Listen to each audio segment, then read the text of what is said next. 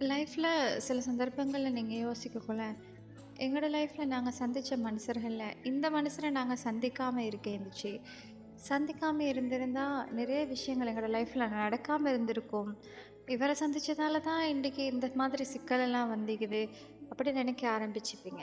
அப்படி சில நபர்கள நினைப்பீங்க நீங்க.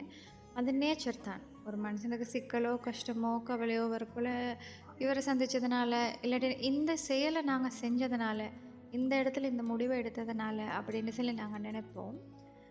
பட் எங்களுக்கு நாங்க சந்திக்கிற மக்களும், எங்களுக்கு நாங்க எடுக்கிற முடிவுகளும் வந்து நாங்க தீர்மானிக்கிறது இல்ல. சந்தர்ப்பம், சூழ்நிலைகளும் அது கடவுள் டிசைன் பண்ணினதும். அத வந்து அதில இருக்கிற நன்மை, தீமைகள் எங்களுக்கு உடனே விளங்கிக்கவே இயலாது. அத சுற்றி நீங்க அவசரமா இதில முடிவு காணணும். இந்த விஷயத்தில இது இது இப்படி ஒண்ணு நடந்ததால இன்னொன்று என்ன நடக்குதுன்னு பார்க்கணும்னு நீங்க நினைக்காதீங்க.